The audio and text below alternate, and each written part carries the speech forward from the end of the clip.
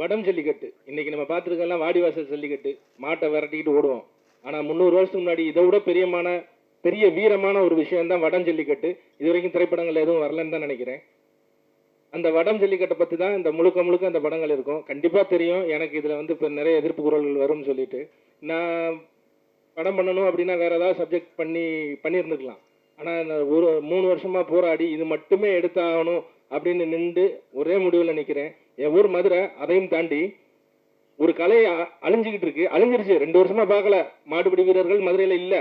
அவங்கெல்லாம் அடுத்து கிரிக்கெட் அப்படி இப்படின்னு போயிட்டாங்க. மாடே இல்லை, காலையெல்லாம் அப்படியே பார்க்குறோம். மதுரையில் என்ன 5-6 வச்சுருந்தீங்க, ஃபோட்டோவுக்கு வைக்கிறதுக்கு, ஃபோட்டோவில் மாட்டுறதுக்கு பதிலாக வீட்டில் ஒன்று பேருக்கு வச்சுருக்காங்க. எந்த காலையுமே இல்லை இன்னைக்கு மதுரையில். ஆனால் உள்ள வீர் கொண்டு எரிஞ்சுக்கிட்டு இருக்கு எல்லாருமே.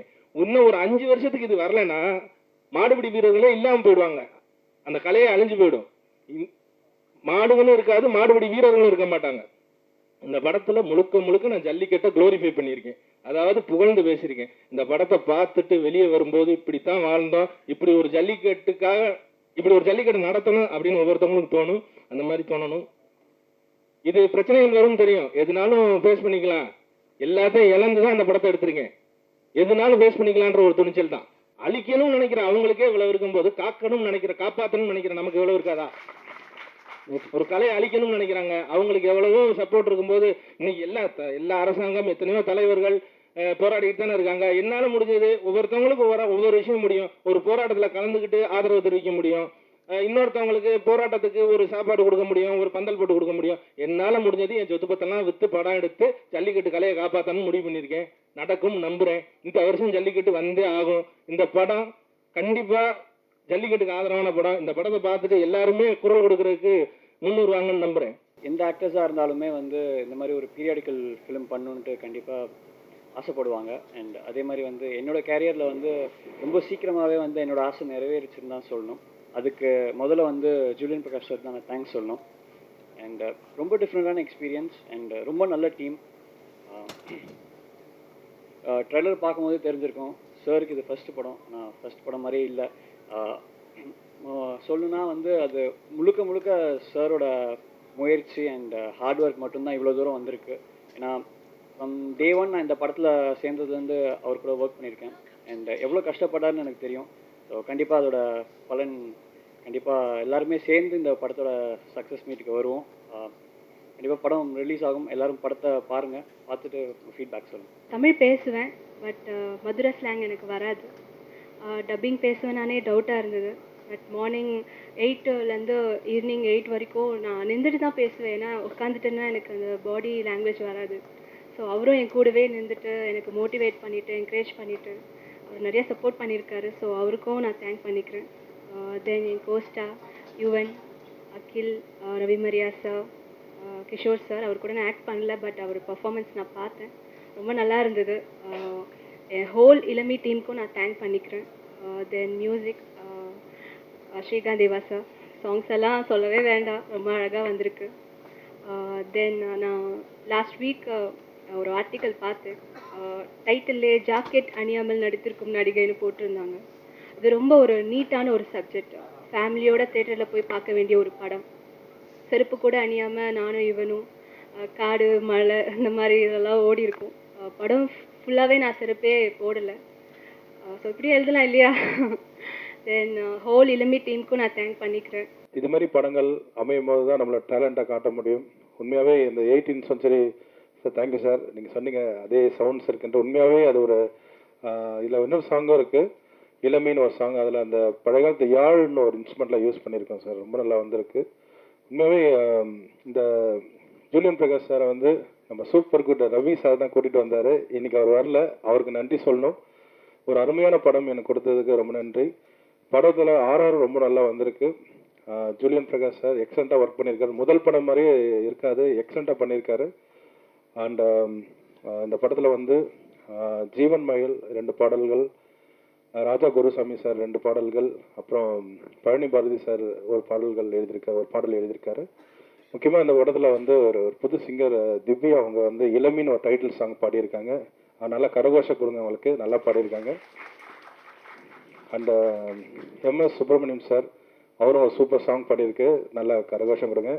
அப்புறம் இளையராஜா ஃபோக் சிங்கர் எக்ஸலண்டாக 2 சாங் பாடியிருக்காரு, நல்லா பாடியிருக்காரு. அதனால வெயிட்டாக கரகோஷம் கொடுங்க. உண்மையாகவே இந்த படத்தில் கேமராமேன் சார் ஒர்க் எக்ஸலண்ட்டாக இருக்கும். எடிட்டர் சார், முக்கியமாக வந்து காஸ்டியூம் டிசைனர் சார் ஒர்க் எக்ஸலண்ட்டாக இருக்கும். யுவன் ஹீரோ வந்து நான் படம் பார்த்துட்டு உடனே அவருக்கு தான் ஃபோன் பண்ணேன். 1 மந்த் ஷோவாக எக்ஸலண்ட்டாக ரொம்ப நல்லா பண்ணியிருக்காரு. மெயினாக அந்த கிளைமேக்ஸ்லாம் வந்து உண்மையாகவே வந்து அந்த மாதிரி கிளைமேக்ஸ் வந்து சினிமாவில் வந்து இப்போ ரொம்ப நாளாக ஆச்சு. கண்டிப்பாக இந்த படம் வந்து எக்ஸலண்ட்டாக பேசப்படும். அண்ட் அண்ணும் ஹீரோயினும் ரொம்ப நல்லா பண்ணியிருக்காங்க. அது வந்து உண்மையாக சொன்ன மாதிரி ரொம்ப டெடிகேட் பண்ணியிருக்காங்க. காஸ்டியூம் எல்லாமே ரொம்ப நல்லா வந்திருக்கு. அகில் ஹீரோவும் நல்லா பண்ணியிருக்காங்க. சொன்ன மாதிரி மரியா சாரும் ரொம்ப நல்லா இந்த படத்தில் வந்திருக்கு. இந்த படம் மிகப்பெரிய வெற்றி அடைய வாழ்த்துக்கள். ஜூலியன் பிரகாஷ் வந்து என்னுடைய அசிஸ்டன்ட். நான் பல படங்கள் நடிச்சிருக்கேன். ஜூலியன் பிரகாஷ் படத்தில் நடிக்கிறதுனா அவாய்ட் பண்ணலாம்னு நினச்சேன். உண்மையிலே அவருக்கு ஒரு குருவாக இருந்திருக்கோம், அவருக்கு சிஷியனாக இருந்திருக்காரு. ஏதாவது ஒரு இடத்துல ஏதாவது ஒரு கருத்து வேறுபாடு ஏற்பட்டுருமே அப்படிங்கிறதுனால அவாய்ட் பண்ணிடலாம் அப்படின்னு நினச்சி தான் நான் வந்து அவரை வந்து வீட்டுக்கு வாங்க அப்படின்னேன். வீட்டுக்கு வந்து இந்த கதையை சொல்லும் போது நல்ல வேளை வந்து கதையை ஃபஸ்ட்டு கேட்டோம் அப்படின்னு ஒரு முதல் படம் டைரக்டர், அதாவது ஒரு மிகப்பெரிய வீரம் இருக்கிறவங்கள மட்டும்தான் இந்த மாதிரி சப்ஜெக்ட் தொட முடியும். இன்றைய காலகட்டத்தில் ஜல்லிக்கட்டை நடத்த முடியாத நம்ம தமிழ்நாட்டில் ஒரு ஜல்லிக்கட்டுக்கான படத்தை முழுக்க எடுத்து இனிமே வர்ற சந்ததியினர் வந்து ஜல்லிக்கட்டு நம்ம திரைப்படங்கள் தான் பார்க்க முடியுங்கிற ஒரு அச்சத்தை ஏற்படுத்துகிற அளவுக்கு இந்த படம் வந்திருக்கு. இந்த ஜல்லிக்கட்டு படம் எடுக்கிறதுக்கு அவர் 1 வருஷம் பெர்மிஷன் வாங்குறது மட்டுமே அலைஞ்சாருங்கிற விஷயம் எனக்கு தெரியும். காலை எப்படி பயன்படுத்தணும், எப்படி பயன்படுத்தக்கூடாது. மல்யுத்தம்லாம் நடக்குது நாட்டில். மல்யுத்தங்கிறது கூட ஒரு மனிதன் போட்டுக்கிற ஒரு விஷயம். அதையே நிப்பாட்ட மாட்டாங்கன்னு தெரியல. ஆனால் ஒரு மாடோட மல்யுத்தம் கட்டுறதை வந்து நிப்பாட்டுறாங்க. ஸோ இப்படிப்பட்ட சூழ்நிலையில் இந்த படத்தை எடுத்த ஜூலியன் பிரகாஷுக்கு நீங்கள் எல்லாருமே ஒரு பெரிய கைத்தட்டல் தட்டணும். ரொம்ப சிறப்பாக வந்திருக்கு இந்த படம். இந்த படத்தில் நான் வந்து ஐயா நடிகர் விஜயகுமார் சார் ஒரு கேரக்டர் அந்த காலத்தில் நாட்டாமையெல்லாம் பண்ணுவாங்கல்ல, அந்த மாதிரி ஒரு கேரக்டர் அந்த படத்தில் நான் பண்ணியிருக்கேன். எனக்கே புதுசு. இந்த படத்தில் வந்து என் மதுரை வழக்கை வந்து என் மதுரை வட்டார வழக்கு எனக்கு ரொம்ப ஈஸியாக வரணும் அந்த ஏரியாங்கிறதுனால. ஆனால் அதில் 17ஆம் நூற்றாண்டில் எப்படி பேசினாங்கிற விஷயத்த வந்து அனலைஸ் பண்ணி ஒவ்வொரு வார்த்தையும் டப்பிங்கில் வந்து நான் பேசினா கூட இல்லை சார் இப்படி தான் சார் பேசணும். மாடை வந்து பிடிக்கிறதுன்னு இப்போ சொல்லுவான், அந்த காலத்தில் அணைகிறதுன்னு சொல்லுவாங்க.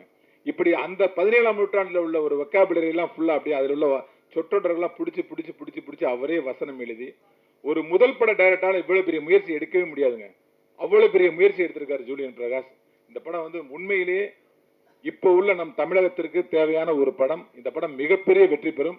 தலக்கோணங்கிற ஒரு இடத்துல ஆந்திராவில் போய் ஒயரு டெலிஃபோன் வசதி இல்லாத ஒரு இடத்துல பெரிய செட்டு போட்டு வண்டியெல்லாம் செஞ்சு ஒரு ஒரு ஒரு வரலாற்று படத்துக்கு எவ்வளோ செலவு பண்ணணுமோ அதை முதல் படமாக டைரக்ஷன் பண்ணது இல்லாமல் அவரே செலவு பண்ணி சொந்தமாக தயாரிக்கவும் செஞ்சுருக்காரு.